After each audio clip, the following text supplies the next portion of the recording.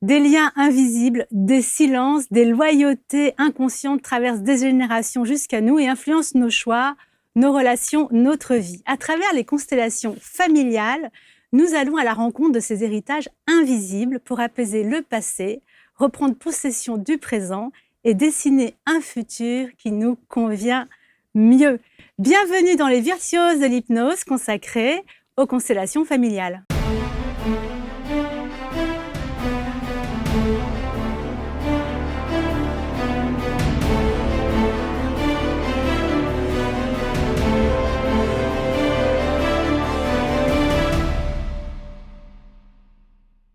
Et je suis heureuse d'accueillir Jeannette Verdeil et Patricia Bonneville, toutes deux spécialistes des constellations familiales. Alors, est-ce que nous sommes, sans le savoir, des femmes sous influence? C'est-à-dire que nous croyons quelque part maîtriser notre destin, mais finalement, il y a toutes sortes de choses qui nous traversent. Le monde invisible de l'inconscient est là. Nous sommes sous influence. Jeannette? Et oui, pas que des femmes, même des hommes, tout le monde, pour élargir. Oui. Oui, nous sommes sous influence. Et comme tu disais très bien, là, les liens invisibles, ça veut dire il y a des blessures qui sont silencieuses, qui traversent de génération en génération, et qu'à un moment donné, ils peuvent s'arriver chez moi, par exemple, et me mettre dans une situation où je n'arrive plus à avancer et je me pose des questions. C'est quand on souffre qu'on va consulter, en fait. Oui. Si on ne souffre pas, si on va bien, si on Oui. est épanoui, on n'a pas besoin de se poser de questions. Mais c'est vrai que quand on est dans un état, dans un schéma répétitif, alors pourquoi on va consulter finalement spécifiquement en constellation? Mais c'est certainement parce qu'on se sent mal, parce que quand on est bien, on ne va pas consulter. Mais souvent, c'est comme ce sont des liens inconscients, eh bien, on ne sait pas ce qui nous agit. Et le chemin des constellations, ça va permettre de mettre en lumière toutes ces dynamiques cachées. Donc ça rend visible l'invisible, en fait, en quelque sorte. Oui, ça rend visible l'invisible et ça permet de remettre de l'ordre, de l'équilibre et du lien. Alors, pour toutes les personnes qui ne connaissent pas, moi, ce que j'ai compris, c'est qu'il y a des constellations qu'on peut faire en cabinet privé et d'autres en groupe. Alors, j'aimerais bien qu'on simplement, très succinctement, on explique comment ça se passe en cabinet privé. Alors, au cabinet privé, on va avoir toujours l'accueil de la personne, qu'elle pose sa problématique, qui peut être toutes sortes de problématiques, individuelles, professionnelles. Et il va dire, par exemple, récemment, j'ai eu quelqu'un qui disait « je n'arrive pas à vendre ma boulangerie ». Et on peut se dire, ok, c'est peut-être un problème de marketing, pas le bon prix, il y a trop, enfin, on peut imaginer plein de choses. Et en fait, c'est pas tout ça, c'est vraiment, il y a quelque chose au-delà de tout l'aspect écologique de la vente de la Donc là, boulangerie. il va se présenter, donc pas dans une consultation de groupe, pas dans Ouais. une session de groupe, mais en cabinet privé. Donc comment ça fonctionne? On accueille la personne, ok, Oui. donc il y a une détermination d'objectifs, je Tout vais à arriver fait. à vendre ma boulangerie. C'est Et ça. alors après, qu'est-ce qui se passe? Comment ça se met en place? Après, on va avoir à l'aide des objets, ça peut être des figurines, là, je me permets de les prendre, là, Oui. des figurines comme ça, on va les positionner dans l'espace. Alors, peut-être un petit mot de retour, c'est quand on parle des constellations. Les constellations, ça vient du mot allemand Familienaufstellung. Ça veut dire poser dans l'espace.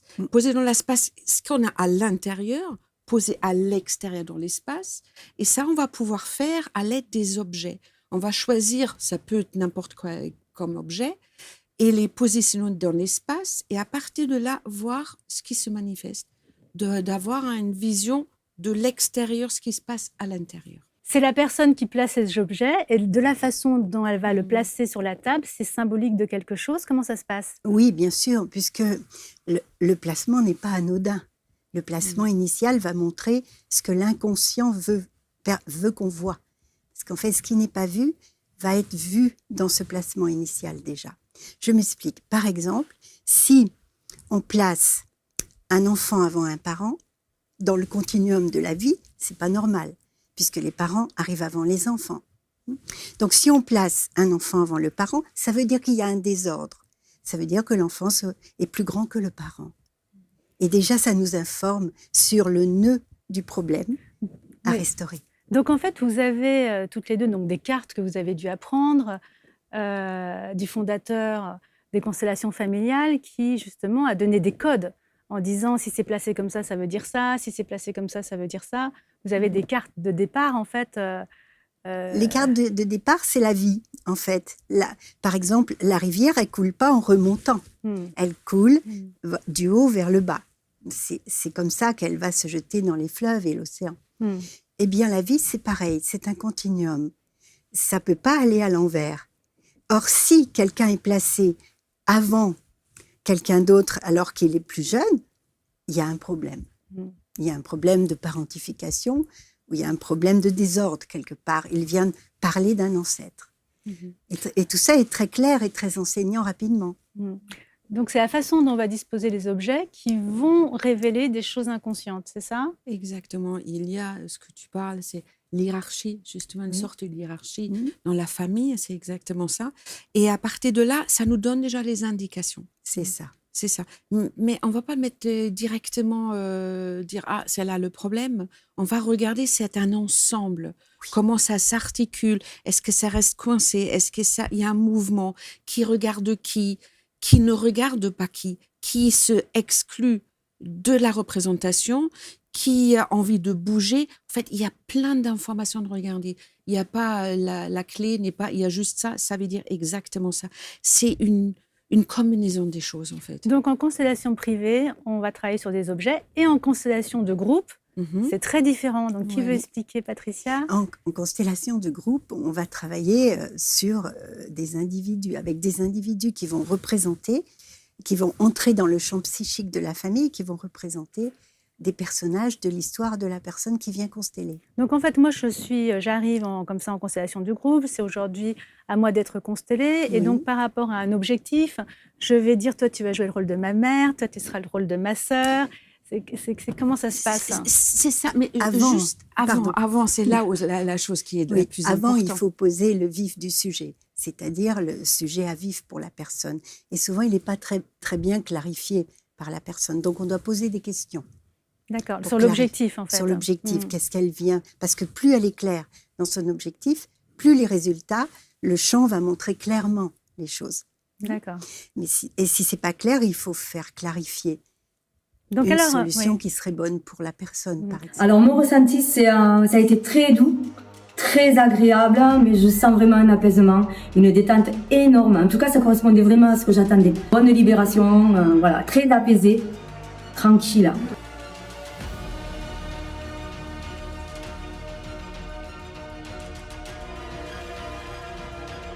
J'ai trouvé ça assez perturbant de devoir se retrouver soi et de mettre des mots sur ce qu'on ressent, parce qu'en général, on n'a pas tendance à le conscientiser vraiment.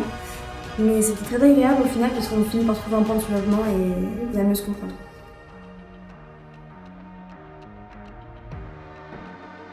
J'avais pas d'attente particulière, je faisais confiance à l'équipe, mais c'est vrai que j'ai ressenti par palier le stress descendre, et à tel point qu'à la fin, j'arrivais plus à me rappeler pourquoi j'étais stressée. Donc en fait, je vais attribuer des rôles, et là il se passe quelque chose d'assez incroyable. Enfin, on en parle beaucoup de ce mystère, c'est que ces personnes qui ne connaissent pas le constellé vont entrer dans les rôles qui leur ont été attribués, un peu comme un jeu de rôle théâtral, mais surtout vont ressentir des choses, vont être traversés par des émotions, vont être en contact avec... C'est comme si l'inconscient pouvait se révéler à ce moment-là. Comment ça se passe? C'est exactement ça. Et ce n'est pas des rôles, parce que du coup, il y a, comme théâtre, on a un scénario. Là, on n'en a pas du tout. On ne connaît rien. On est demandé, est-ce qu'on veut bien, on peut aussi dire non, hein, de représenter le père, la mère, frère, enfin, peu importe. Et à partir de là, quand on est en contact avec la personne qui va nous poser dans l'espace où ça se passe, on appelle ça le champ. Le champ, c'est un champ informationnel qui va être là. Et la personne va être... amenée par les épaules, enfin posée dans cet espace-là. Donc, c'est le ou la cliente qui va positionner le ou la représentante à l'endroit qui est juste pour la personne. Ça veut dire, à nouveau, ça représente de l'intérieur quelque chose. Et le ou la représentante est émergée, traversée par des émotions qui ne lui appartiennent pas. Oui, elle rentre dans le champ psychique de la personne qu'elle représente. Alors, est-ce que ça veut dire que dans la vie ordinaire, on rentre dans le champ psychique des autres en permanence? Ou c'est seulement quand le cadre est posé ou quand on l'appelle? Mais là, Oui. par exemple, on est à 3, et donc je peux projeter qu'un tel est qui, et puis il peut se passer des choses entre nous qu'on ne comprend pas. Est-ce que c'est un phénomène naturel d'être traversé par le champ psychique des autres, ou c'est parce on l'a dit que cela se produit? Tout est vibratoire. Oui. Donc, en fait, bien sûr qu'on interagit avec tout. Mais là, on rentre carrément parce qu'on est placé dans un champ psychique particulier, à une place particulière. D'accord, donc c'est la spatialisation Oui, il y a un qui cadre. va agir. Le en fait. cadre aussi qu'on Le cadre, pose ouais. au début de sécurité, Ouais. de respect.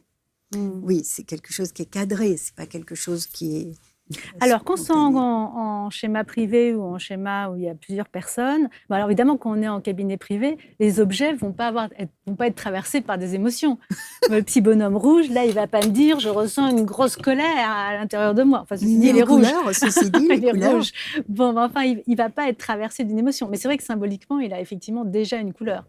Donc qu'est-ce qu'on fait? Alors, voilà, c'est placé.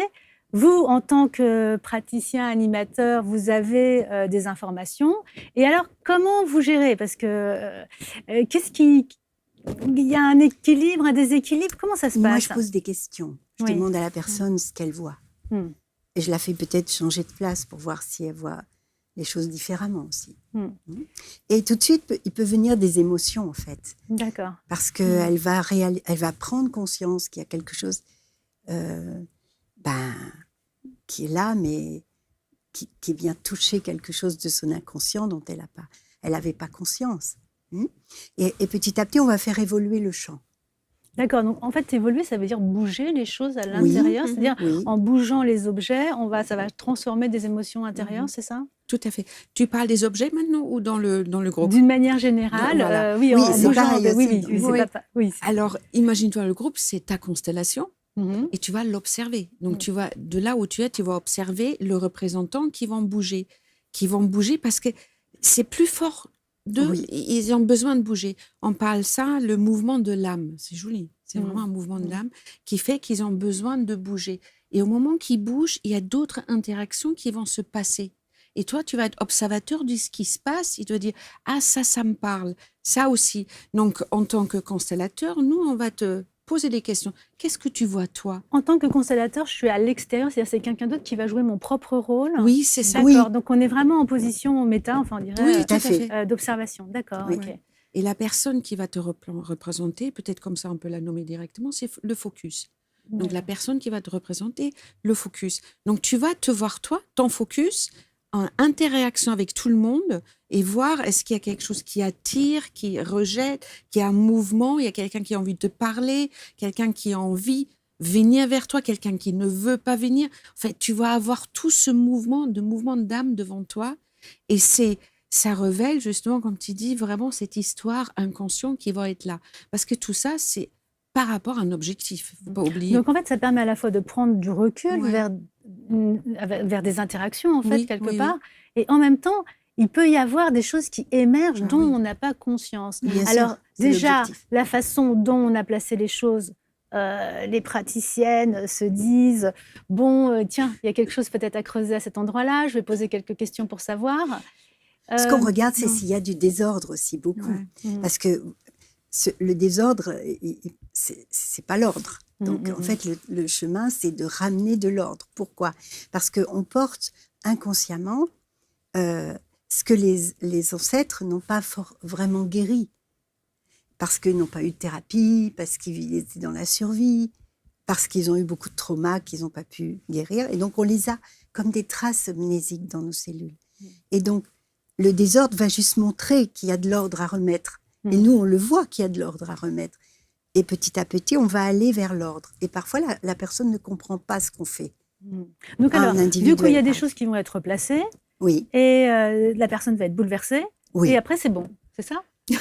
Après, ça va cheminer. Mais il ne faut pas qu'elle ramène le passé. J'aime bien. Non, mais je veux dire, ça a l'air d'être une méthode assez efficace. Il y a du bazar, on Ouais. remet un petit peu d'ordre, et tout va bien, c'est ça? En fait, c'est pas une thérapie causale. Non, Ça c'est veut pas dire une on ne cherche thérapie, pas la d'ailleurs. faute ou qui que ce soit. C'est pas ça dont il s'agit. Non. On peut être en mission de quelque chose dont on n'est même pas conscient et de se dire à quel endroit se pose quoi. Mais c'est surtout le focus est sur la personne, qu'elle soit bien après. On n'est pas là en train de chercher est-ce que le grand-père a fait un truc, la grand-mère, elle a fait ceci, cela, et pas aller chercher les courses. C'est pas de ça dont il s'agit. Non. Comme tu dis, à l'ordre, etc. Il y a quelque chose qui n'est pas OK. Nous, en tant que constellateur, celui qui anime, on est là pour accompagner, mais on n'est pas là pour guérir, en fait. C'est tout à fait Et ça. c'est le chant qui va amener ça. Donc, on n'a pas une idée en tête pour dire, Non. je vois ta problématique, tu devrais faire ça, je vais faire en sorte que ça fonctionne comme ça. Pas du tout. Donc, nous, on est au service du chant Oui. et pas au service de la réalisation de l'objectif. C'est pas ça. C'est ça. Et c'est en ça, c'est une forme de thérapie dans la systémie qui est différente que d'autres formes de thérapie Ah parce oui. qu'on n'est pas au service de l'objectif, on est au service du chant. Alors, vois moi, j'ai lu un moment, un passage où, dans un livre, je ne sais plus lequel, mais en tout cas, ils expliquent que dans la famille, il y a une espèce de, justement, de système systémique qui se développe avec des choses qui sont mises en place, dont on hérite, qu'on va reproduire, etc. Et en fait, cette systémie familiale, elle est au service d'un système et non pas au service du bien-être de chaque individu. Tout à fait, parce C'est qu'en ça. fait, on n'est pas que des individus, on appartient à Ouais. multitude de systèmes. Le premier étant la famille. Mais ce n'est pas un système des moindres, parce que de cette famille, on porte lourd. Qu'on le veuille ou non, on est irrémédiablement lié à ce système. Alors, on va parler un petit peu de vos histoires personnelles, parce que si vous êtes aujourd'hui assis sur les canapés d'ABC Talk pour parler des constellations familiales, c'est quand même arrivé dans votre vie un petit peu comme un chamboulement. Et donc, je sais, Janet, que tu as eu une première constellation familiale qui a entièrement bouleversé ta vie. Est-ce que tu veux bien nous en parler? Parce qu'en fait, Oui. ce qui peut aussi faire peur dans les constellations familiales, on dit, dans quoi je vais mettre le pied? Parce que si je suis bouleversée, si j'apprends des secrets de famille, comment tout ça... Alors, je veux bien que tu nous parles de ton expérience personnelle, en fait. Oui. Alors, je fais une constellation, sachant absolument pas ce que c'était une constellation. C'était vraiment comme curiosité, en tant que thérapeute, regarder un peu sur le marché ce qui existe. Je fais cette constellation et dans la constellation individuelle, en fait, j'étais allée à l'époque, ça dit déjà une idée, avec mon mari, dans cette constellation. Et j'avais pas vraiment un objectif très clair, il n'y avait pas quelque chose qui faisait que... C'était vraiment par curiosité. Et il me disait, prenez des objets que j'avais sur moi et vous le positionnez, votre famille à vous, ce que je fais. Et c'est lui qui est allé à chacun des places. Donc, par rapport à la question tout à l'heure, les objets ne parlent pas, mais le constellateur peut se substituer. Et en fait, il me disait à un moment donné, ta mère va très mal et parce que sa sœur ne va pas bien. Je me dis, ma mère n'a pas de sœur. C'est bizarre, qu'est-ce qui peut me dire quelque chose que bizarre. Et ensuite, c'était à mon mari. Et là, pareil, il posait des objets et on lui disait que, oh là, ta mère a un secret pour toi et qui va être très, très important pour toi. Et c'était fini. À partir de là, on a quitté cette constellation, c'était fini, très bien. Un an après, je ne sais pas pourquoi, comme quoi, il y a une rencontre quelque part. Je vais voir mes parents et je disais au petit déjeuner à ma mère, comment va ta sœur? Et là, elle se tourne vers mon père en lui disant, c'est toi qui lui as dit? Alors je me dis, mais comment je vais lui dire que j'ai vu quelqu'un à Paris qui ne me connaît pas, qui ne te connaît pas, qui sait que tu as une sœur? Donc je me dis, d'où sort cette information-là? Extraordinaire.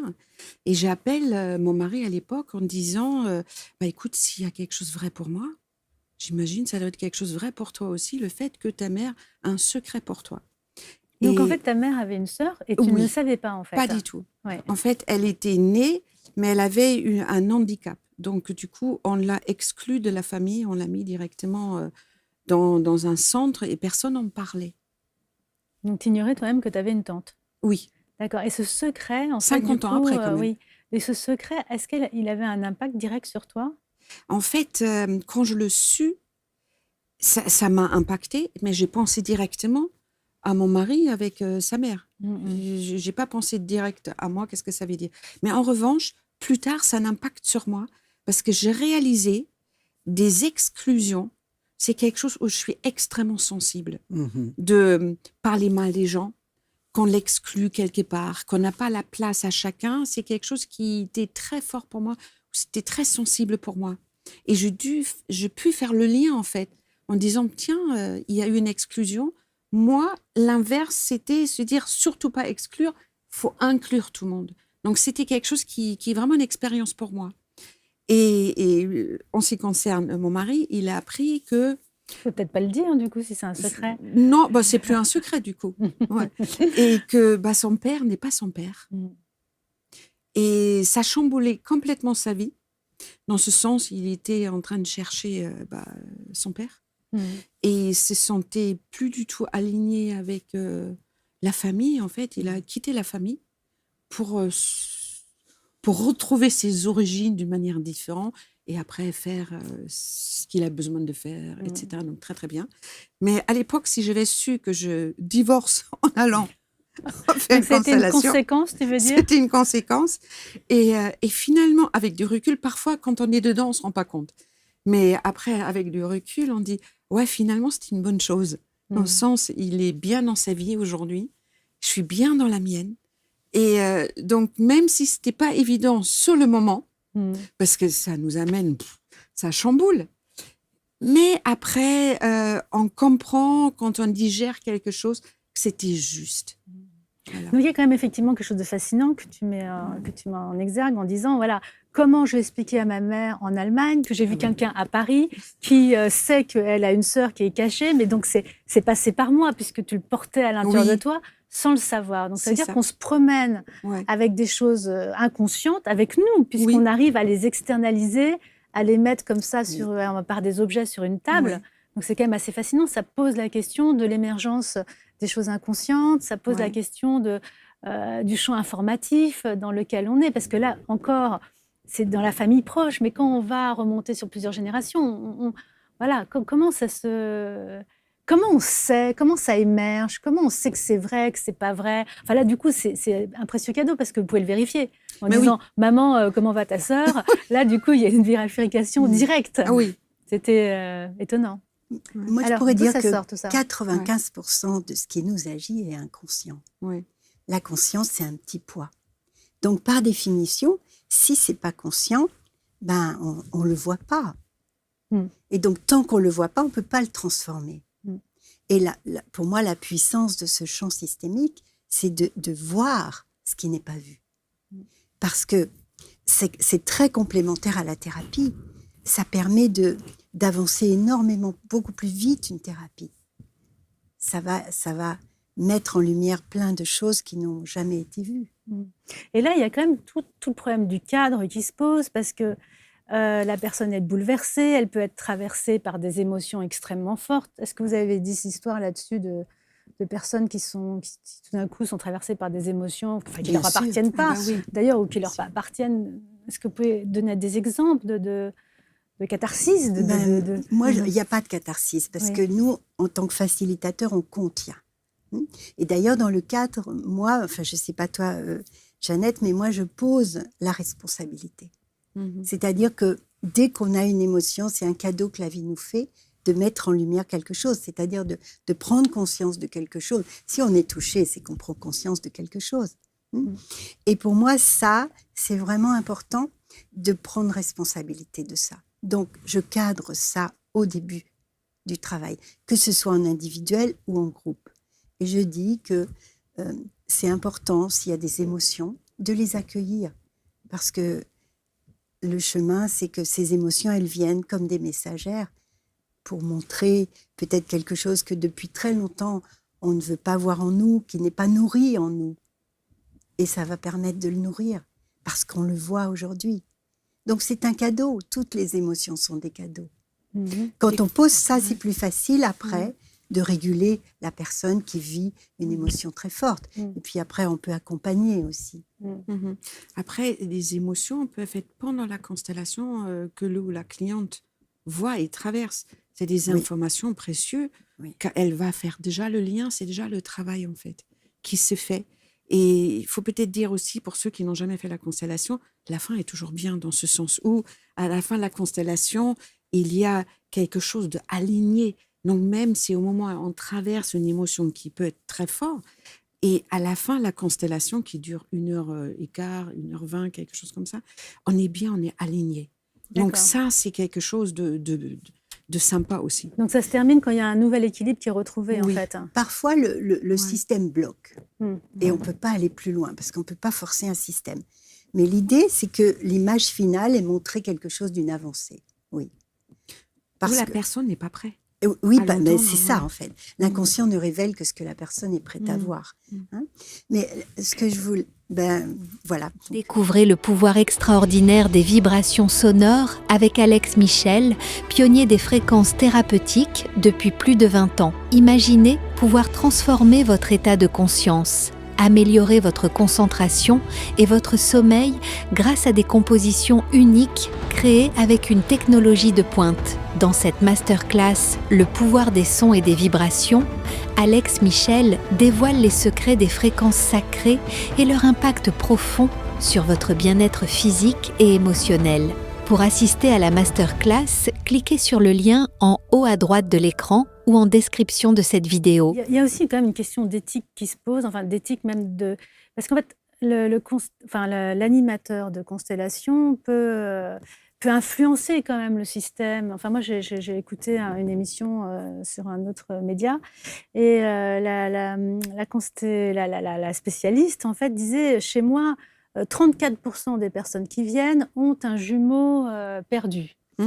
Et donc, en fait, à chaque constellation, elle va... Enfin, je ne dis pas, peut-être que je simplifie, mais dans beaucoup de constellations, quand elle a l'intuition, elle dit « Ah, voilà votre jumeau perdu. » S'il y a une émotion en face, elle se dit « C'est bon. S'il n'y en a pas, c'est qu'il n'y en a pas. » Mais en fait, on ne peut pas se baser là-dessus pour dire... Non, il y a... pas du tout. Voilà. Non, Donc, moi, je ne travaille pas comme ça du tout. Pas du tout. Bon, c'est sûr que c'est une éthique. Hein. C'est important de ne pas projeter ses propres problématiques sur le champ. Hein. Mais le chemin, pour moi, c'est d'être à l'écoute du client et d'être tout le temps là, le temps de la constellation, pour voir où il en est lui. Et quand je pose la constellation, je lui demande s'il est OK avec ça, si c'est bien ce qu'il veut vraiment qu'on voit. Alors du coup, quand on est face à un problème, il va y avoir des phrases de guérison, c'est-à-dire que l'animateur va donner des phrases à répéter pour guérir en fait des situations qui sont blessées, qui sont par exemple j'ai reçu ça qui ne m'appartient pas, donc je te redonne ce qui ne m'appartient pas. Exactement. Voilà. Comment ça se passe? C'est des propositions. Oui, c'est des propositions. Il y a un certain nombre de phrases comme ça de Bert Hellinger qui suggère un certain nombre de phrases, ce qui est à dire, nous on va donner l'impulsion de la première phrase. Mais après, la personne, ce qui émerge d'elle-même, va pouvoir sortir à ce moment-là. Et guérir, oui, mais c'est surtout, en fait, c'est le fait, si je porte un poids et qui appartient à la génération de mes grands-parents, je rends ce poids-là. Je suis guérie ou pas, c'est pas ça. C'est-à-dire, ça m'appartient pas, je le rends et je suis à nouveau chez moi. Ça veut dire, j'ai le choix de faire ma propre vie. Je suis pas une marionnette quelque part comme ça. Et guérir, on n'était pas malade pour autant. Mais c'est-à-dire, je suis à nouveau responsable de ma propre vie. Et je rends ce qui ne m'appartient pas. Oui, en fait. On libère le système. Donc, en fait, je porte quelque chose. Est-ce que je porte de façon consciente ou inconsciente? C'est-à-dire que si on parle de loyauté familiale, donc ma grand-mère a été exclue, donc moi, je me... faire pareil qu'elle, soit pour recevoir son amour, soit pour être en lien avec elle.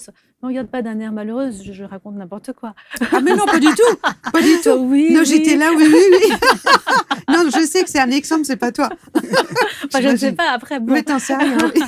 On peut être traversé par toutes sortes de sentiments dans sa vie, donc voilà. Donc, elle a été exclue, donc moi, je me mets dans une situation d'exclusion, et comme ça, je suis en lien avec elle, ou c'est quelque part une intention positive de ma part pour être en lien, pour recevoir de l'amour, pour être... Ou alors je le subis, en fait. C'est quelque chose que je subis ou c'est quelque chose qui, finalement, m'apporte quelque chose, même si j'en suis prisonnière. En fait, quelque part, je ne sais pas ce que tu en penses, Patricia, quelque part, c'est le fait que le champ, enfin le système te choisit. Ah oui. Donc, ce n'est pas ton intention positive de faire ou ne pas faire quelque chose, que ça soit le champ qui te choisit. Donc, c'est pas ma grand-mère qui a envie, Non. qui dit mon fardeau est trop lourd, je vais le partager avec ma petite fille, elle a l'air bien candide. Allez, tiens, voilà tout ce que j'ai Non. pas pu résoudre. Non, c'est pas ça, c'est pas Non. une volonté. Non, non, non, Non. C'est vraiment le système qui n'est pas aligné. Il y a quelque chose. On parle des membres d'une famille. Membres, imaginez-vous, comme si un membre, Morceau, quoi. un morceau de moi manque ou n'est pas à sa place. Ben, je suis pas bien. Donc, du coup, j'ai envie de retrouver un équilibre. Donc, je vais faire en sorte que ça marche à nouveau, que tout est aligné. Ben, c'est la même chose pour le système. Pour qu'il puisse perdurer, qu'elle soit, qu'on honore les anciens, les ancêtres, et que ça soit reconnu même ce qu'ils ont fait, ben, on peut être choisi à notre insu pour faire quelque chose pour arranger le système. D'accord, C'est donc ça. on est choisi plus par le système que par Oui. une personne Oui, qui nous dit, toi, tu vas porter mon fardeau. oui, C'est ça. pas quelqu'un qui a jeté Il y a notre pas dévolu sur nous. Individuellement, on n'a pas le pouvoir. D'accord. Non, c'est le système. qui Donc est quand plus je serai fort. sous forme de fantôme, je peux pas pourrir les générations d'après. Non, c'est pas fait pour ça.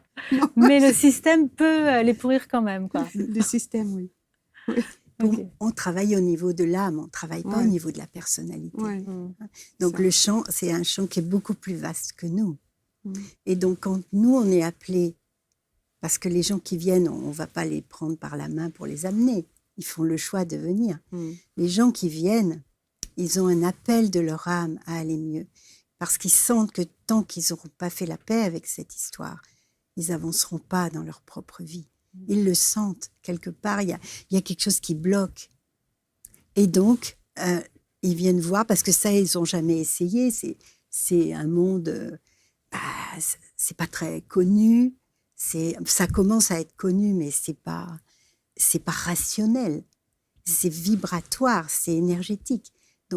Donc ce chant, il cherche à répéter le schéma tant qu'on n'en prend pas conscience et qu'on libère le schéma, ou il cherche à réparer le schéma? Qu'est-ce qui fait ce chant, en fait? Ou il cherche juste à s'exprimer, à dire qui il est, en fait? Mais tant que le passé n'est pas passé, le futur ne s'ouvre pas. C'est ça. D'accord. C'est Donc ça. en fait, on cherche à satisfaire le passé, en fait. Non, on ne règle pas les comportements du passé. On libère le présent pour que la personne avance dans sa propre vie. Parce que tant qu'on est occupé avec son passé, on regarde derrière. Mais la vie, elle n'est pas derrière. Elle est devant, elle avance toujours. Et on ne peut pas avancer parce qu'on est pris par derrière. Au début de mon travail, je fais mettre les gens en lignée pour honorer leurs ancêtres, en groupe. Et en fait, beaucoup partent en arrière parce qu'en fait, ils sont rattrapés par cette histoire. Même s'ils se disent « je vais avancer », ils sont retenus. Et donc, tant que ce n'est pas réglé, ils ne sont pas dans leur vie. Ils n'avancent pas dans leur propre vie, avec leur propre choix. Le système, il est quand même mal fait dès le départ, parce qu'en fait, pourquoi on doit porter tout ça, quoi, en fait? Par fidélité, Par fidélité, par amour. par Et loyauté. honorer. Et honorer, oui. Et tant qu'on n'a pas béni, honoré ses ancêtres, il y a de la malédiction qui rôde quelque part. Vous savez, il y a des gens, ils viennent et ils portent la honte. La honte, c'est très social. La honte, c'est pas facile à... Eh bien, souvent, la honte, ça parle d'une malédiction 4e génération en amont. Quelqu'un a été maudit. Et nous, on porte la honte. Alors, Patricia, on a envie d'en savoir un petit peu plus. Oui. Est-ce que tu nous racontes ton histoire personnelle à ce moment-là? Oui, Oui. oui. Alors, raconte-nous un peu. En fait, les femmes de ma lignée ont beaucoup porté la honte d'avoir été abusées, la honte du sacrifice, la honte d'être le jouet des hommes. Et moi-même, dans ma féminité, j'ai longtemps souffert de subir l'homme. Et cette honte, un jour, je l'ai travaillée en constellation et j'ai compris que ça venait de mon arrière-arrière-grand-mère, du côté des femmes qui avaient été tuées par un homme tellement elle avait été abusée. Je l'ai pas su, je l'ai vu dans le chant. Et ce jour-là, j'ai compris que je faisais comme elle pour la réparer. Je subissais les hommes comme elle. Donc, en fait, c'est une répétition là d'un schéma pour tenter de réparer, comme une espèce de tentative de solution. On recommence en espérant que ça se passe autrement, peut-être? On recommence pour parler d'elle. Pour parler d'elle. Parce d'accord. qu'elle, personne n'en a parlé. Et tant qu'on n'en parle pas, elle fait plus partie du système. On n'a même pas déclaré sa mort, on n'a même pas fait d'enquête sur sa mort. Aucune D'accord. enquête n'a été faite. C'est-à-dire que c'est passé comme ça. Elle est morte. Mais en fait, elle a été tuée. C'est pas rien. Ben non. Alors du coup, qu'est-ce qu'on fait avec ça? Alors, Eh ben justement, on voit ça. Qu'est-ce on qu'on l'a en fait? réinclus dans le système. J'ai dit, c'est pas moi, mais ma représentante a dit à cette arrière-grand-mère, je ne ferai plus comme toi, grand-mère. Tu as le droit, tu as le droit d'être inclus dans notre système. Je te vois aujourd'hui. Et petit à petit, ça a apaisé ma relation aux hommes, ça a apaisé mon chant. Et aujourd'hui, je me sens tellement vivante dans ma féminité que jamais j'aurais imaginé être aussi vivante, que j'accompagne des femmes à libérer ça. Parce que pour moi, c'est là où on est blessé qu'on est doué. Et cette douance ne peut se révéler que si on transforme ça. Et la douance, aujourd'hui, pour moi, c'est d'accompagner les femmes à exprimer leur puissance, arrêter d'être le jouet des hommes et de guérir leurs blessures pour exprimer leur plein potentiel, leur souveraineté. Donc ça a été énorme dans ma vie. En faisant ça, j'ai guéri toutes les lignées de femmes maltraitées. Et mon âme a choisi ça en venant sur Terre. Parce que j'ai passé ma vie à chercher comment guérir. Et avec ce travail, ça a été extrêmement libérateur pour moi. Ouais. Donc toutes les deux, vous avez eu des expériences bouleversantes. Et donc vous avez, enfin vous étiez déjà thérapeute évidemment, mais du coup vous êtes formée pour libérer d'autres personnes à votre tour. Bah, déjà, pour comprendre, moi j'avais besoin de comprendre qu'est-ce qui fait quelqu'un qui est à Paris connaît une histoire qui se passe à Berlin. Donc déjà, et il y a ça. Et c'est aussi une forme de thérapie, c'est une thérapie où on ne travaille pas avec la tête. C'est vraiment le corps. Oui. Et c'est ça qui fait la différence. On n'est pas dans une psychoanalyse où on cherche le pourquoi du comment des choses. C'est pas ça. C'est vraiment ce qui est inscrit dans le corps. Et on le voit dans le positionnement, justement. Oui. Par exemple, si c'est OK, je peux revenir sur ce que tu viens de dire. Et quand il y a un blocage, c'est évident que la personne ne va pas être en lien sympathique avec toi, qu'il y aura quelque chose de l'ordre, même physiquement, un rejet d'aller à tel endroit-là. Parce qu'on est un objet pour les hommes, c'était ça. Et donc, plus loin, donc c'est le corps qui va exprimer quelque chose. Oui. Et quand on choisit un représentant ou une représentante, c'est pas par hasard non plus. Ça veut dire qu'il y a déjà une résonance quelque part chez elle. Elle est traversée déjà par quelque chose. Il y a quelque chose de l'ordre à nouveau de l'inconscient qui fait qu'on choisit telle et telle personne. Et c'est un cadeau pour les deux. On est au service du champ, du service de la cliente ou du client, mais en même temps pour nous aussi. Parce qu'on traverse des émotions en tant que représentant, pas mal aussi, qui nous met aussi dans la situation en disant « Waouh, où est-ce que j'en suis à tel et tel endroit? Peut-être il est temps que je creuse un peu plus ça. » ou voilà. Mais alors, ces personnes qui sont choisies comme des représentants, il faut qu'elles soient conscientes de leurs mouvements, de leur corps, de leurs émotions qui leur traversent, alors qu'il y a beaucoup de gens qui sont coupés de leurs émotions. Donc... Mais en fait, si on les a choisis et qui n'ont pas d'émotions, c'est peut-être justement, c'était la bonne personne à cet endroit-là. Ça peut être une mère, entre guillemets, qui n'a pas eu d'émotions ou quelqu'un d'autre. Donc, la personne était bien choisie pour cet endroit-là.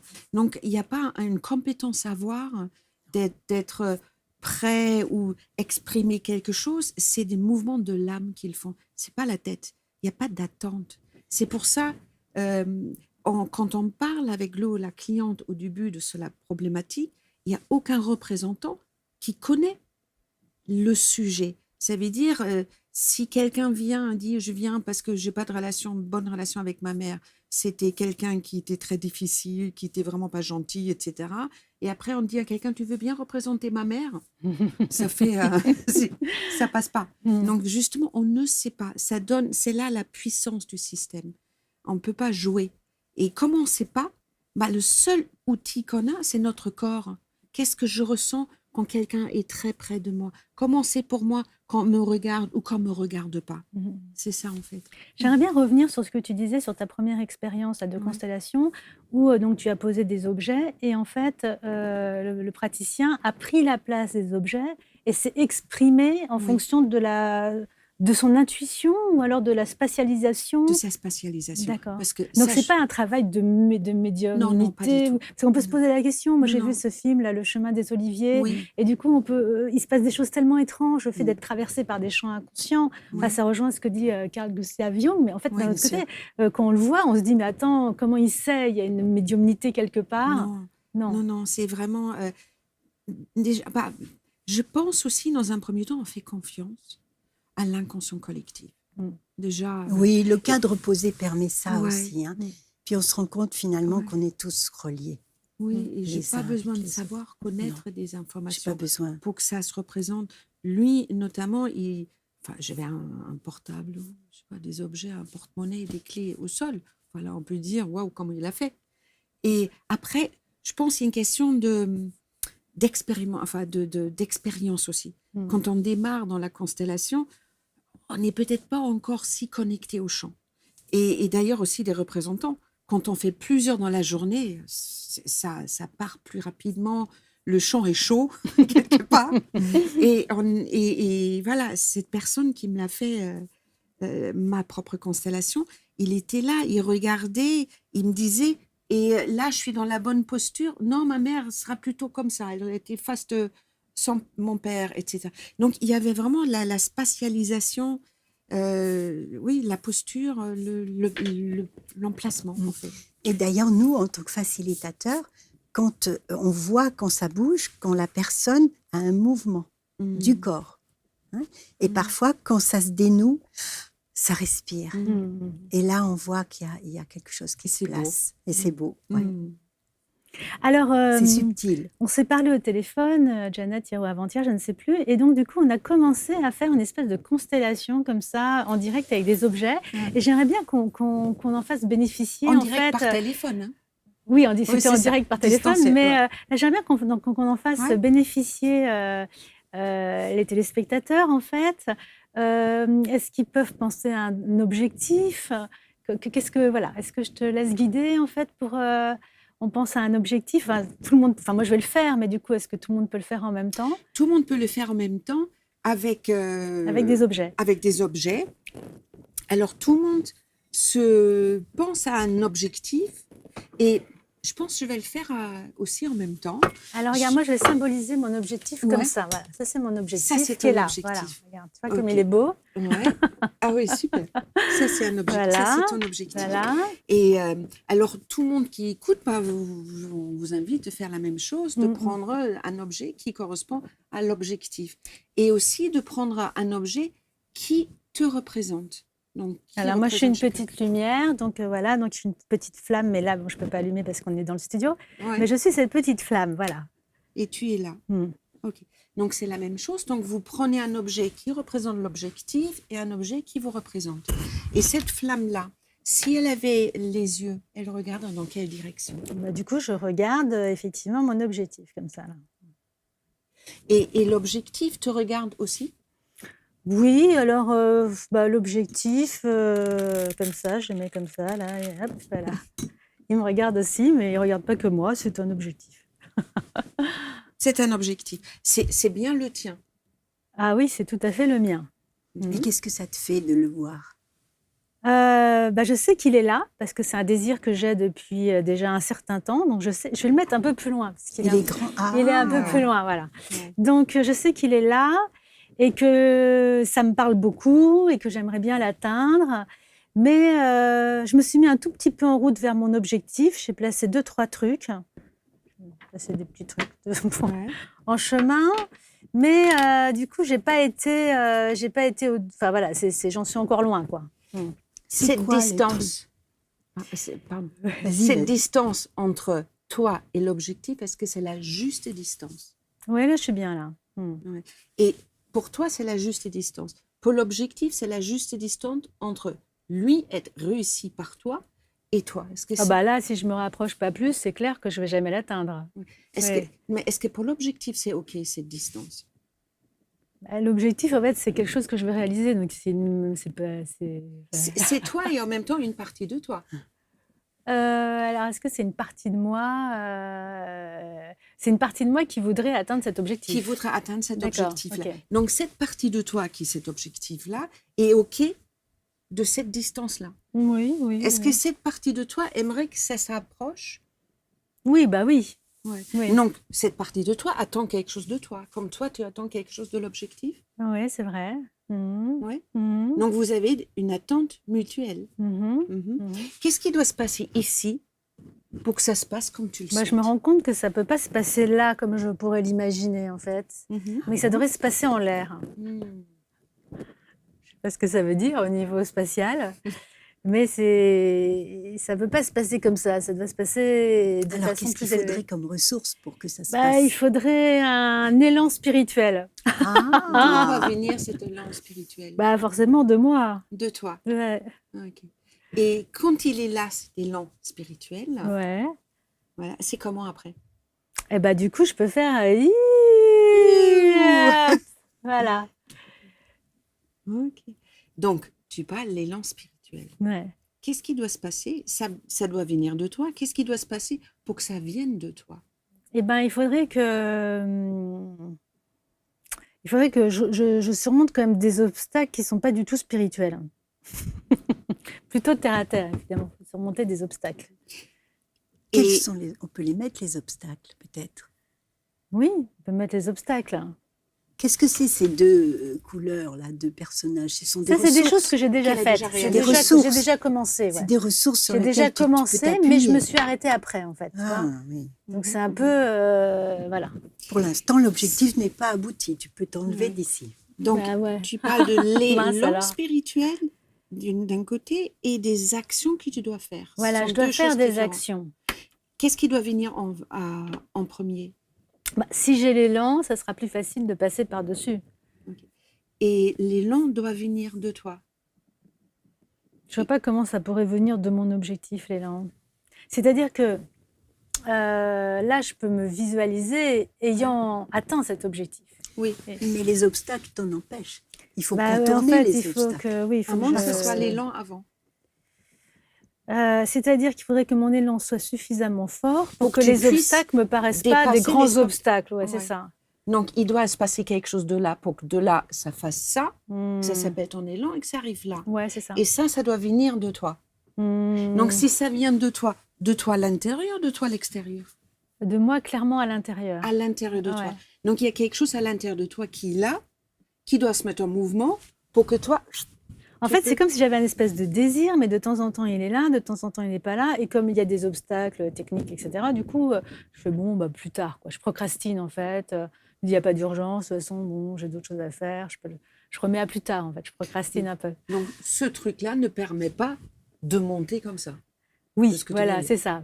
Il Donc, faudrait c'est que je pas le sois bon. un peu propulsée par mon élan spirituel de réalisation d'un Ouais. pan de ma personnalité qui m'appellerait de façon forte. Et du coup, hop, Donc, tu connais ton objectif. oui. Ce que tu dois faire, tu connais ta solution à ton objectif. Ah oui, oui. C'est ça. Oui, oui, oui, c'est Maintenant, ça. c'est ça. Est-ce que cette J'ai appris solution... quelque chose. J'ai appris quelque chose. Est-ce que cette solution devient finalement ton objectif? Eh bien oui, parce qu'en fait, je me dis finalement, l'objectif n'est peut-être pas l'objectif. Ce qui est finalement joli, c'est le cheminement. C'est Ah, oui. Ah oui, voilà.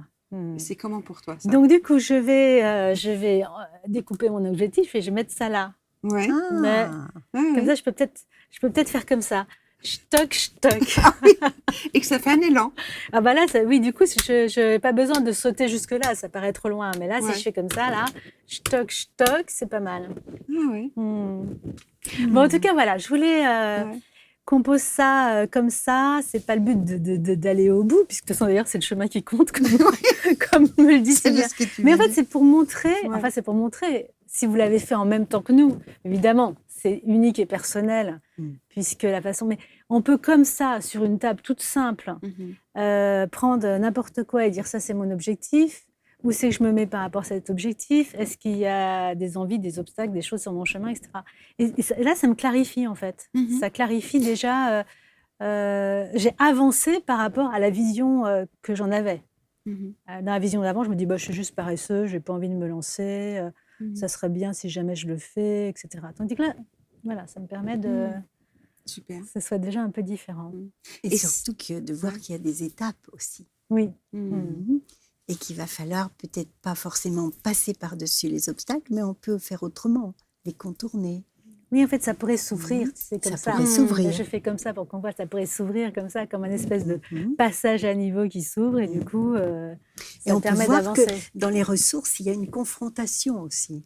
Il y a beaucoup de choses dans la symbolique. Oui, c'est possible. émerge C'est ici. possible. Hein?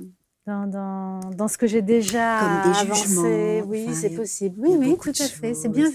vu. C'est bien vu. C'est pas. C'est Ils sont subtil, sur le mais on voit chemin, beaucoup de choses. Oui, c'est vrai que j'ai déjà, c'est parce que je mets les petits bonhommes, j'ai déjà avancé, mais si c'est ça, effectivement, comment j'ai avancé, il y a effectivement une confrontation Ouais. avec des niveaux de compréhension différents, Oui, etc. et ça, c'est à regarder aussi. Mm. En fait, chaque élément après est à regarder. Ouais. Mm. Là, on a été assez rapide, mais c'est intéressant. Mais il y a beaucoup de choses à décoder déjà dans ce que tu as placé. Même la manière dont tu dis les choses, il y a ça Oui. aussi. C'est vrai. Ça doit venir de moi, de l'intérieur, on sait déjà l'origine. Ça fait avancer dans la clarification. En fait. Donc, en fait, ça élargit, en fait, quelque part, parce que là, c'est vraiment un objectif très, très concret. Mais du coup, ça permet aussi, parce que du coup, Janet, tu racontais que tu travaillais pour des entreprises, parce qu'en fait, c'est pas que les constellations familiales, c'est pas que qu'est-ce qui m'est arrivé quand j'étais petit, est-ce que ma mère est bien ma mère et mon père est bien mon père, etc. Ou est-ce que qu'est-ce que je porte de mes grands-parents ou des choses comme ça et qui m'empêchent aujourd'hui d'avancer. Ça peut, en externalisant avec des objets qui deviennent symboles, en fait, et en les bougeant et en comprenant d'où ça sort, etc., et en étant évidemment très, très bien accompagné, eh bien, on peut aussi travailler avec des problèmes concrets en entreprise, Tout à fait. par exemple. Par exemple, donc la constellation, elle est un petit peu moins reconnue encore en France, mais beaucoup, beaucoup en Allemagne. Donc, on n'appelle pas forcément la constellation en France. Donc, quand j'interviens dans les entreprises, je ne vais pas dire je vais faire une constellation organisationnelle. Je vais accompagner au point de vue coach en même temps. Donc, c'est un outil de coaching. Je ne vais pas dire c'est la constellation organisationnelle. Et à ce moment-là, la dernière fois, j'ai accompagné un service où il y avait deux entités qui devaient travailler ensemble. Et c'était extrêmement difficile parce qu'il y avait une fusion d'entreprises. Donc, c'était une équipe A qui venait d'une entreprise A et l'autre de B. Et ils devaient maintenant travailler ensemble. Et de là, poser tout ça sous forme de constellation, ça veut dire que chacun se représente dans l'espace. Ça peut être également, comme dans une constellation de groupe, chacun devient représentant de soi-même dans cet espace-là, ou avec les figurines. On peut le faire ça aussi. J'ai fait le choix de faire les deux parce que les figurines peuvent parler beaucoup plus. On n'a pas besoin de vraiment s'exprimer. Quand on dit comment tu te vois dans cette situation-là, quand tu devrais travailler ensemble, positionne-toi et on voit que la personne, si je reprends si je peux prendre. Je t'en prie, vas-y, prends mes problèmes. Ouais. Et on voit la personne, si ça c'est l'espace, elle se met là. Et les autres personnes sont là, donc en fait, on voit bien, ils ne se voient pas, et ça va être difficile pour travailler ensemble en tant qu'équipe. Donc c'est très symbolique, on est vraiment dans cette symbolique aussi en même temps, et à partir de là, on va mettre la parole autour, on dit qu'est-ce qui sera l'idéal. L'idéal, ça sera peut-être qu'ils sont comme ça, qu'ils travaillent comme ça ensemble. Qu'est-ce qui doit se passer pour arriver à ça? Donc, ça va être la constellation organisationnelle, va être étape par étape amenée à un idéal et comment y arriver. Et on utilise aussi le clean langage, ça veut dire d'être le plus propre possible dans la manière qu'on parle, laisser chacun vraiment s'exprimer librement, se dire oui, moi j'ai un peu peur là, la personne est trop près, ou j'ai peur qu'elle prenne ma place. Parce que du coup, finalement, on est deux équipes, mais il reste plus qu'une personne. Moi, j'ai peur de ça. Et ça permet vraiment à travailler les non-dits qui sont finalement les mêmes règles que les règles d'une constellation individuelle ou en groupe. Le chef est peut-être le papa. On rejoue peut-être le papa à ce moment-là. Ou la maman. Les collègues, les frères et sœurs. Les frères et sœurs. Et de se dire, oui, lui, il prend ma place. C'est comme à la maison. J'étais toujours deuxième ou troisième. Pourquoi moi, je n'ai pas le premier, etc. Donc, il y a plein de choses qui se jouent comporte là. Donc, on ne peut pas faire fi du perso dans l'organisationnel. Et je voudrais rajouter, si tu me permets, Mais Jeannette, que pour moi, il y a aussi 2 ordres dans l'entreprise. Et ce n'est pas anodin. Il y a l'ordre d'arrivée dans l'entreprise et l'ordre hiérarchique. Et souvent, les conflits se jouent là. Parce que quelqu'un qui va arriver tout fraîchement sorti d'études et qui a un poste hiérarchique important, va mettre en difficulté quelqu'un qui va être là depuis très longtemps, qui connaît l'histoire de l'entreprise, qui a roulé sa bosse dans l'entreprise et qui sait les rouages, et ça peut créer du désordre. Et souvent, ça se joue là. Ou donner et recevoir. Ou donner et recevoir. Donner et recevoir. Je donne tellement dans l'entreprise. Je vais même jusqu'au burn-out et je ne reçois rien en retour. Bah, ça peut parler de son propre histoire aussi. Ah, c'est sûr. C'est sûr. Ouais. Donc, on parle de l'organisationnel, on parle ce qui se passe entre services RH et marketing ou quoi que ce soit, mais en même temps, il y a les événements individuels qui se jouent aussi. Donc, c'est formidable, c'est très chouette. Donc, en fait, finalement, tout ce qu'on porte, nos schémas familiaux, on les projette avec nous dans le monde de l'entreprise, en fait. Tant qu'on n'en a pas conscience. Oui. Parce que dès qu'on en a conscience, on peut faire un autre choix. Donc, en fait, quand on souffre au travail, finalement, c'est peut-être qu'on a un petit problème à régler déjà Par personnellement. exemple, ne pas savoir dire non. Tout simplement, un burn-out, souvent, c'est aussi le fait de ne pas savoir dire non en disant non, non. Mais Et qu'est-ce qu'un non qu'est-ce qui est non? Voilà, si je dis non, à quel prix? Il faut peut-être être fort, il faut en baver pour réussir. C'est peut-être ça ce que j'ai pris avec moi comme programme. Donc, voilà, Est-ce qu'on peut juste raconter, là, avant de terminer cette émission, un peu des histoires, en fait, des histoires de personnes qui sont venues vous consulter, et moi j'ai envie d'avoir un peu de matière, quoi.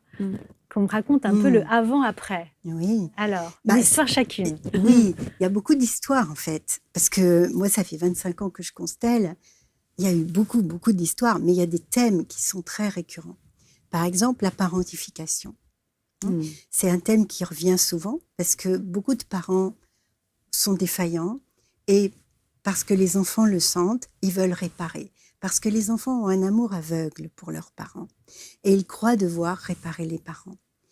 Et donc, le chemin de la parentification, c'est de remettre les parents à leur place et les enfants à leur place. Alors, donne-moi un exemple concret. Alors, un exemple concret, une fille vient et elle me dit, depuis que je suis petite, je m'occupe de mes parents. Je n'ai pas eu de vie d'enfant. Ma vie d'enfant, c'est... je règle les problèmes des parents. Je n'ai pas vécu d'insouciance dans ma vie. Donc, je fais placer quelqu'un qui la représente et je lui fais placer quelqu'un qui représente sa mère et son père. Et donc, le champ initial va montrer qu'elle est placée derrière ses parents ou alors avant. Et donc, ça reflète juste qu'elle n'est pas à sa place. Et donc, petit à petit, je vais faire remettre de l'ordre. C'est-à-dire, je vais lui faire dire, « Maman, je suis la petite et c'est toi la grande. » Et souvent, elle ne veut pas le dire. Parce qu'elle est la grande. Et donc, je fais monter la personne sur une chaise pour qu'elle voie que ce n'est pas proportionné. Ou alors, je la fais mettre au pied de sa mère pour qu'elle voie qu'elle est la petite. Et jusqu'à ce qu'elle accepte l'idée qu'elle est plus petite que sa mère a au moins 25 ans de plus qu'elle, et que même si elle pense que sa mère ne peut pas y arriver, eh bien, en fait, elle ne peut pas porter ça, parce qu'elle n'a pas de vie à elle. Et en off, je peux lui dire, tu n'as pas de vie aujourd'hui, sinon tu ne serais pas là à venir chercher pourquoi. Donc, si tant que tu n'accepteras pas que tu es la petite et que tu la laisseras avec sa vie, eh bien, on n'y arrivera pas. Tu ne pourras pas avancer, toi. Ça, c'est un exemple. Mais bon, il y a aussi des problèmes on peut travailler surtout sur des problèmes de poids.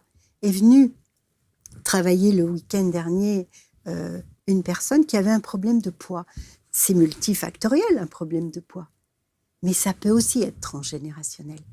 Parce que parfois, il faut faire le poids pour tenir. Hein. Et puis, parfois, dans le système, il y a eu de l'humiliation sur un ancêtre et on porte le poids pour lui. Alors du coup, le fait d'avoir un gros corps permet de se protéger d'une humiliation? Oui, bien sûr. D'accord. Oui.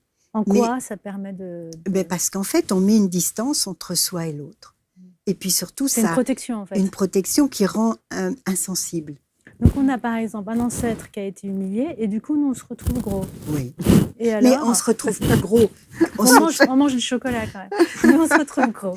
Mais choucroute, pourquoi on mange du chocolat? Oui. Je veux dire, le corps, il a besoin de carburant ad hoc. Oui. Mais tant que la nourriture n'est pas compensatoire, il n'y a pas de problème. Le problème, c'est quoi? Ça vient parler de quoi? Ça peut être aussi des humiliations qu'on a vécues dans l'enfance. Hein. C'est pas forcément lié au système. Mais souvent, je m'aperçois que les personnes arrivent à perdre du poids quand on règle quelque chose de systémique. C'est marrant parce que ça me rappelle une histoire, enfin personnelle du coup. Mais dans mon livre que j'ai écrit sur l'amincissement, justement 5 secrets pour maigrir avec l'hypnose, je raconte de ma propre peur de perdre du poids. Oui. Parce que tout de suite, moi, je vois des images de camps de concentration, de gens qui n'ont pas mangé à leur faim, d'atroces souffrances, de souffrir de la faim chez des prisonniers, etc. Et moi, dès que je perds 1 kilo, mais je suis hyper stressée d'être squelettique. Alors que bon, j'ai encore des réserves, comme tout le monde peut le constater. Et je me suis toujours posé la question de ce côté transgénérationnel. Oui, ça peut être transgénérationnel, mais ça peut être aussi karmique. Ça peut venir d'une autre vie, où tu as été affamée, où tu es morte vide parce qu'il n'y avait rien. Mais... j'ai le choix en fait, hein. Je peux choisir, donc alors j'ai peut-être les deux. Tu as peut-être les deux. Dans la constellation, tu sauras. Oui, le champ va montrer. Ouais, va le montrer. Donc adieu les régimes, vive les constellations. Voilà. Et toi, Janet, alors est-ce que tu vas nous raconter un peu une histoire aussi Oui. Alors pareil, c'est comment sélectionner quel exemple. Bon, je vais prendre un exemple qui m'a marqué. C'est une personne qui venait en disant voilà, je souffre du fait que je n'ai pas une relation avec mon frère. Et en quoi c'est un problème pour toi? Il me dit, ouais, j'ai envie d'avoir une famille agréable, etc. Et là, il y a quelque chose, depuis toujours, il y a quelque chose qui fait que il y a quelque chose qui fait avec mon frère. Et j'ai pas de raison réelle, je ne connais pas, je sais pas, mais j'aimerais bien savoir, j'aimerais être bien à nouveau alignée. Nous voilà partis. Qui était concerné dans la constellation? Eh bien, elle disait, parce que c'est le client qui dit qui est concerné, et nous, on regarde s'il y a quelque chose d'autre qui devrait être présent. Et en fait, il y avait ses parents, et elle disait, ouais, mes parents, mon frère et moi. Et à un moment donné, le frère n'allait pas du tout voir le père, qui ont le même père, en fait. Il n'allait pas du tout. Et il cherchait, il marchait partout, il cherchait, et à un moment donné, je demandais à tous les représentants, parce qu'on peut le demander aussi, est-ce qu'il y a quelqu'un qui se sent concerné par ce qui se passe là? Et en fait, quelqu'un dit oui, moi j'ai envie de rentrer. La personne est rentrée dans le champ. Et une personne qui n'avait pas été choisie, donc une nouvelle personne. Une nouvelle personne qui est rentrée. Donc il y a les parents, il y a sœur et frère et une nouvelle personne. Et cette nouvelle personne s'avère qui était l'oncle de la sœur de la mère, donc son oncle. D'accord. Et le frère allait voir tout le temps l'oncle, prenait l'oncle dans les bras et en même temps il disait, je suis si désolée, je suis si désolée, je suis si désolée. Alors évidemment, on pourrait avoir envie de dire désolée de quoi, mais nous on n'est pas en train de chercher, on cherche pas la faute de quelque chose, on observe ça. Et à un moment donné, il dit, j'ai pas envie de voir ce monsieur-là. Ce monsieur, normalement, était le frère, le père. C'était le père. Et en fait, il s'avère à la fin qu'il sort de cette constellation, que le père de ce frère était son oncle. Oui, donc en fait, ils n'avaient pas le même père. Ils n'avaient pas le même poste. Le frère et la sœur n'avaient pas le même père, c'est ça, hein? C'est ça. J'ai suivi. Merci, j'espère que j'étais claire là. Ouais. Et en fait, la cliente qui est là, qui voit que son frère est issu de l'inceste, du coup, bah, on pourrait dire, ça y est, émotionnellement, ça doit être hyper dur pour elle. Et en fait, pas du tout. Elle, donc la constellation se termine, elle va pour appeler son frère, son père. Elle appelle son père en disant, Et ça m'a fait penser à moi en disant, je viens de faire une constellation, je n'ai pas tout à fait compris ce qui s'est passé. Et après, son père, il dit, voilà, j'ai fait une constellation, voilà ce qui est ressorti. Il me dit, bah écoute, il faut que je te dise, c'est vrai, ton frère, ne pas issu de moi, mais de ton oncle. Et on n'a jamais voulu lui dire parce que je l'ai élevé comme mon frère, comme mon fils, je mélange, comme mon fils, et voilà. Et elle revient, c'était lors d'une formation, elle revient, et je dis, c'est comment pour toi là? Elle me dit, non, mais je suis tellement alignée, mais tellement alignée. Elle le savait inconsciemment. Inconsciemment, elle le savait, et enfin, elle pouvait faire confiance à son ressenti. Elle a toujours entendu, mais non, qu'est-ce que tu ressens, qu'est-ce qui marche? Mais non, tout va bien, tout va bien. Et en fait, elle a pas appris à faire confiance à son ressenti. Et donc, elle était heureuse de pouvoir faire confiance à elle. Donc, pas du tout à l'endroit où on peut s'imaginer par rapport à une douleur quelconque. Et voilà. Donc, moi, ça m'a beaucoup marqué, cette histoire-là.